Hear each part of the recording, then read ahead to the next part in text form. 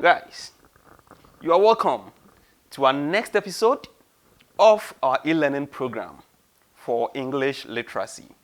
I'm Uncle Gideon, the facilitator for English. Today we are moving on to conjunctions as a new topic for this 5th episode. Alright, so what at all is conjunctions? What at all is conjunctions? So what are conjunctions?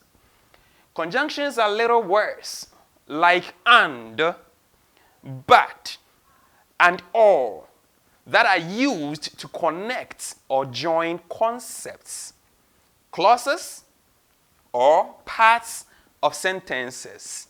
Conjunctions are little words like and, but, and or that are used to connect or join concepts, clauses, or parts of sentences.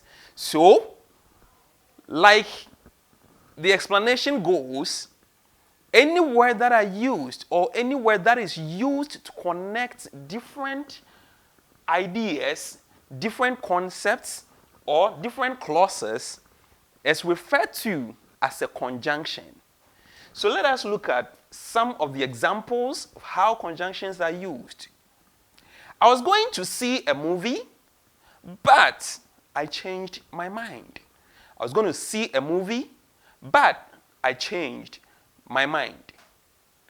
The second example, she couldn't decide if she would take tea or oath. She couldn't decide if she would take tea or oath. And the third example, I had chocolate cake and Michael had carrot cake. I had chocolate cake and Michael had carrot cake. Now let's look at this. I was going to see a movie. I changed my mind. These are two different clauses. And before we could join the two clauses together, we had to use a conjunction to join them together. She couldn't decide if she would take tea.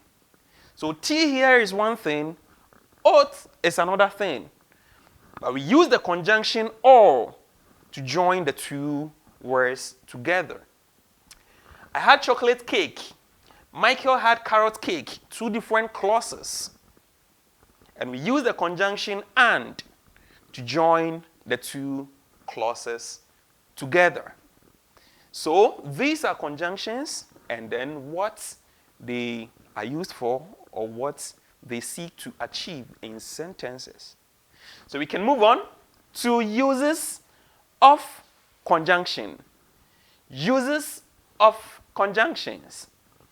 So in the use of a conjunction, the first one, we say that conjunctions connect thoughts. Conjunctions connect thoughts, ideas, actions, nouns, clauses, etc. Conjunctions connect thoughts, ideas, actions, nouns, clauses, etc. So we can look at some examples down there. Martha went to the market. Martha went to the market and then bought fresh vegetables.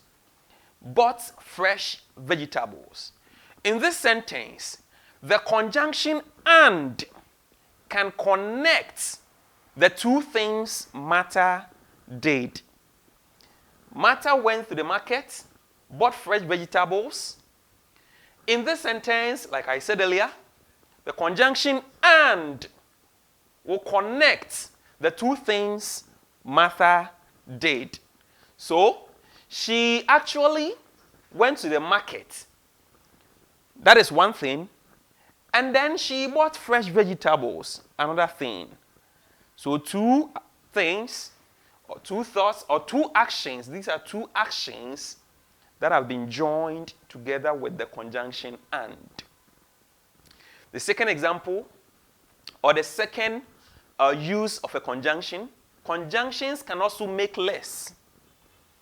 We use conjunction to make less. So we bought rice, fruits, and vegetables. As we are making the list of things we bought, we needed this conjunction to join them together, apart from using the comma. So we use conjunctions to make less as well. Let's move on to our next topic or point. That is types of conjunctions. Types of conjunctions. So, there are three main types of conjunctions. Three main types of conjunctions. And those are the coordinating conjunction, subordinating conjunction, and then correlative conjunction. Coordinating conjunction, subordinating conjunction, and the correlative conjunction. But for the purpose of our lesson and requirement in our curriculum, we are going to focus on the coordinating conjunction and probably the subordinating conjunction.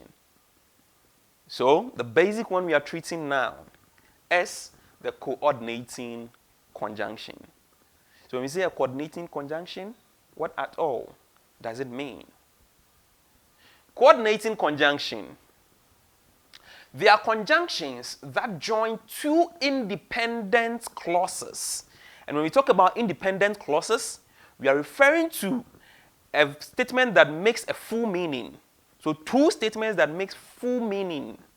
Two different statements, they make full meaning, but then we join them together by using a coordinating conjunction. So they are conjunctions that join two independent clauses, or two nouns, or two verbs, etc. And then the examples of coordinating conjunctions, we have 7 examples.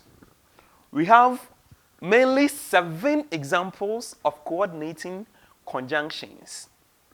They are for, and, nor, but, or, yet, and then so.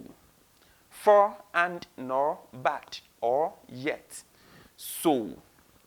And the interesting thing is, you can remember easily these 7 examples with the acronym FANBOYS. FANBOYS. So immediately we mention coordinating conjunctions.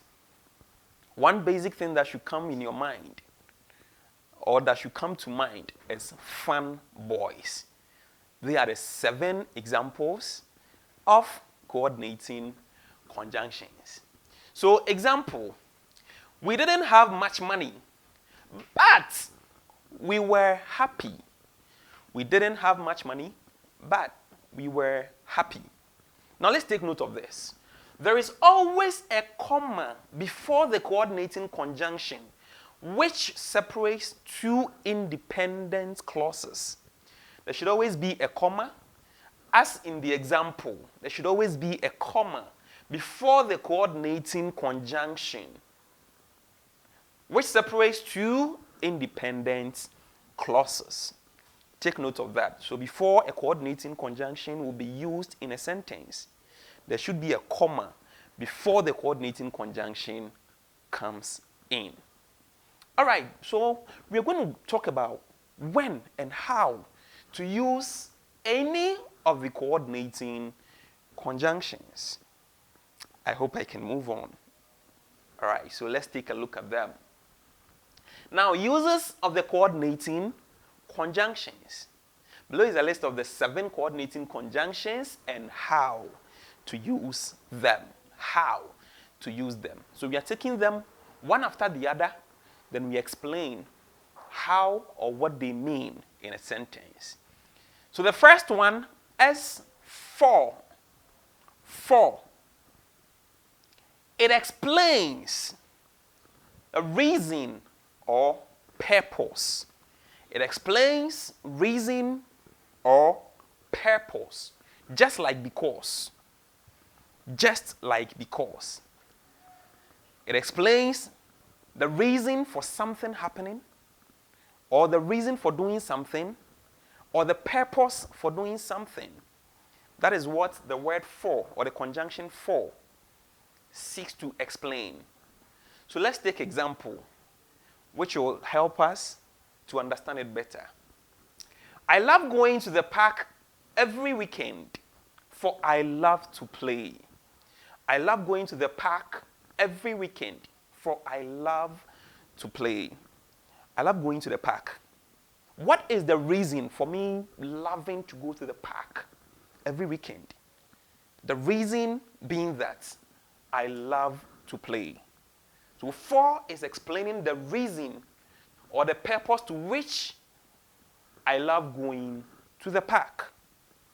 That is the explanation for the conjunction for. Let's take another example. I will not bath this morning. Why won't you bath? For there is no water in the house. For there is no water in the house. I will not bath this morning, for there is no water in the house. So the reason for I not bathing, or for me not bathing this morning, is that there is no water in the house. So we use for, the coordinating conjunction for, to explain reason or purpose for something. So let's take note of this. For the first clause, or the already stated clause, that is the basic or the fact. And then the second part of the clause, or the second clause, is the reason for the first stated clause. The reason for this first stated clause. That is why we use for. And until you get to know this, you might be tempted to use a different thing altogether.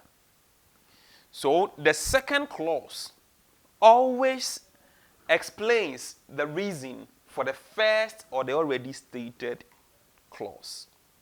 I believe you've understood this. Let's move on to the second conjunction, and that is and. And. It adds one thing to the other, or adds one similar idea, verb, thought, or phrase to the other. It adds one thing to the other, or adds one similar idea, or one similar verb, one similar thought, or a similar phrase to the other. The conjunction and makes a list when they are similar, when the list you are making is the same, or you are talking about the same thing or a similar thing that can be put together. Let's take some examples. I like to read and write faithfully in my journal every night. I love to read and write faithfully in my journal every night. In this particular sentence, we are making a list of verbs, similar verbs. I like to read. At the same time, we like to write faithfully. And the correct or the right coordinating conjunction to be used is and. Listing similar thoughts or similar ideas or similar actions that are performed together. In this example, the reading is something we like. The writing is something we like. They are similar, so we join them with and. The second example, we shall go to the mall and to the market before we come home. We shall go to the mall and to the market before we come home. The two similar things we are doing here is we are going to the mall. At the same time, we will go to the market. And the correct coordinating conjunction to be used is and. Because we are using or we are joining together two similar actions that will be done at the same time. I believe you have understood up to this point as well. We have treated 2 out of the 7 coordinating conjunctions. Let's move on to the next coordinating conjunction. And that is nor. Nor. It is used to present an alternative negative idea to an already stated negative idea. It is used to present an alternative negative idea to an already stated negative idea. So the first part of the statement will be negative. And then the second part of the sentence will also be negative. 2 different clauses. First clause, negative. The second clause, negative. And we use nor to connect them. The moment you use nor, meaning negative. Let's take some examples. I neither love nor hate watching TV. I neither love nor hate watching TV. The already negative statement stated is I neither love. The word neither is negative. And under conjunctions, that is correlative conjunctions, neither nor is a correlative conjunction. But we are using only the nor under coordinating conjunctions. I neither love, negative. It has already been stated. Nor hate watching TV. So this statement basically explains that I don't love watching TV. And I don't hate watching TV. I don't like both. This is negative. The other part too is negative. Second example. Neither the girl nor the boy is here. Neither the girl nor the boy is here. In this particular example, it means the girl is not there, the boy too is not there. So the first clause or phrase is neither the girl is not there, nor the boy is here. The boy too is not here. And then we move on to the next point. But don't forget, it is used to present or connect an alternative negative idea to an already stated negative idea. We move on to D. But. But. But shows contrast. Shows contrast. But shows contrast.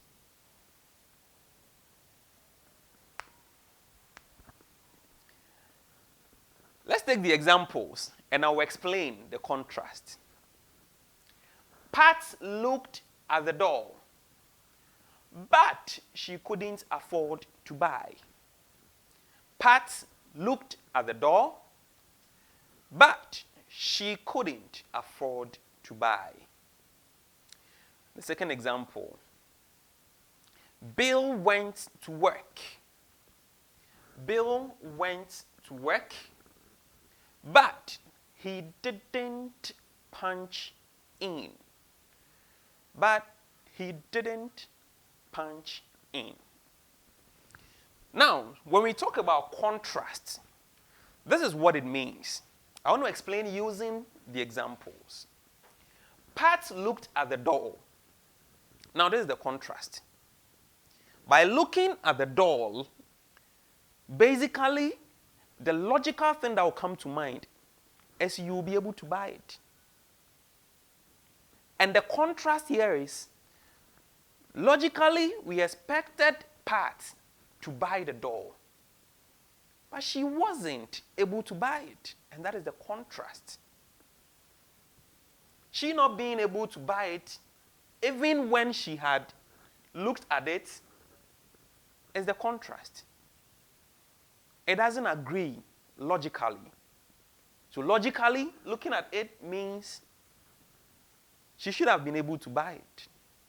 But she looked at it, but was not able to buy it. Now, to the second example.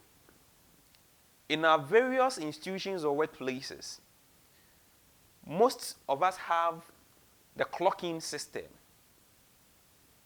Now, here is it. Bill went to work.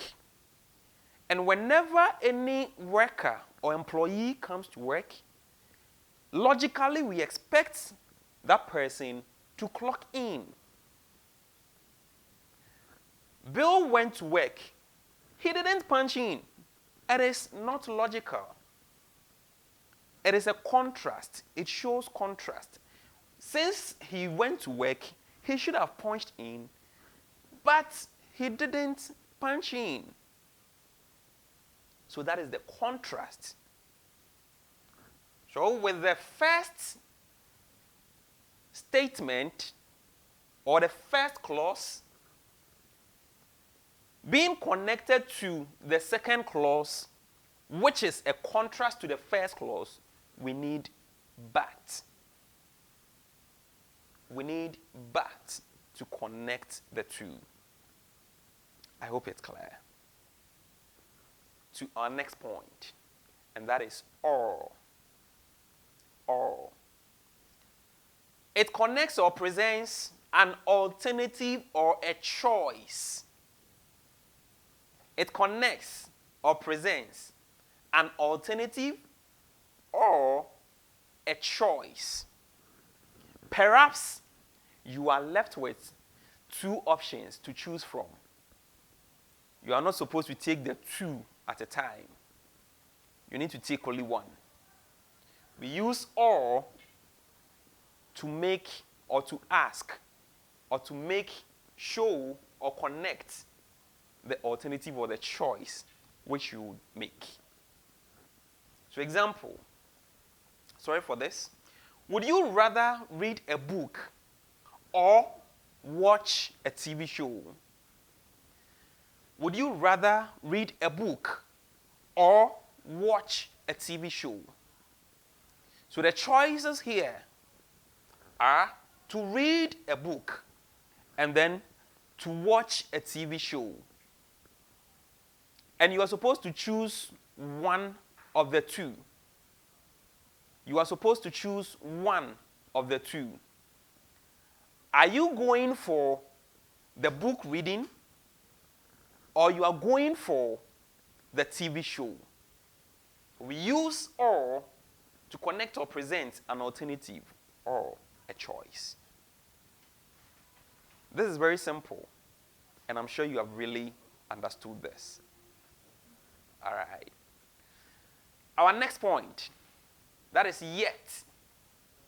Yet. It introduces a contrasting idea.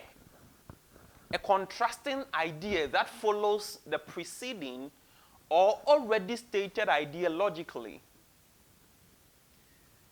That is, it connects illogical clause to a fact. It connects illogical clause to a fact, and the fact has already been stated. As we explained in the but, yet is similar to the but. And here, in the yet, the contrasting idea is stated later on. And then, the already stated idea, which we expect to be logical, the second statement wouldn't be logical, just as in the but. Let's take the examples. I always take a book to the beach. I always take a book to the beach, yet I never seem to turn a single page. I always take a book to the beach. And of course, if somebody takes a book along to wherever he or she is going, all we expect from the person is to read. And if the person doesn't read it, that is not logical. So, the already stated idea logically is I always take a book to the beach. That is the fact. That is a fact. Yet, I never seem to turn a single page. That is illogical. I never seem to turn a single page. It's illogical. So far as you are holding the book, we expect that you open it. And if you don't open it, that is not logical. And that is what yet is used to connect. Let's take the second example. Deserts are harsh and dry. Deserts are harsh and dry, yet many plants grow there. Deserts are harsh and dry, yet many plants grow there. Of course, if you don't know a desert, it is a place where plants is not supposed to grow there. Because we know deserts not to be having water flowing around. And it is very hot on the desert. It's very dry as well, since there is no water. So logically, we don't expect plants to grow on the desert. But in this sentence, we have plants growing there. That is illogical as compared to the first already stated clause over there. We use yet to connect a contrasting idea that follows the preceding. And the preceding is the first part of the sentence. That is yet for you and what they seek to do. The last, but not the least, point, that is so. So. So indicates or connects effect, result, or consequence.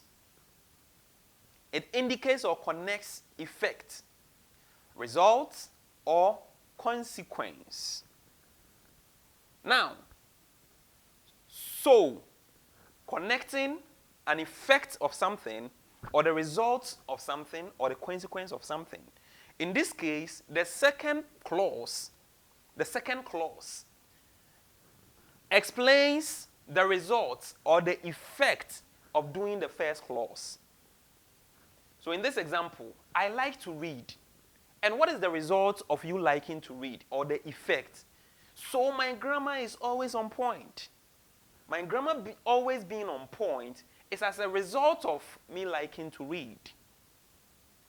Secondly, the guy is a driver. And if he is a driver, what is the effect? What is the cause? What is the importance? So he knows the transport business.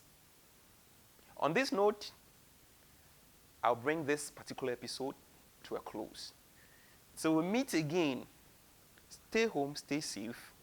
Don't forget to wash your hands with soap and running water. This too shall pass.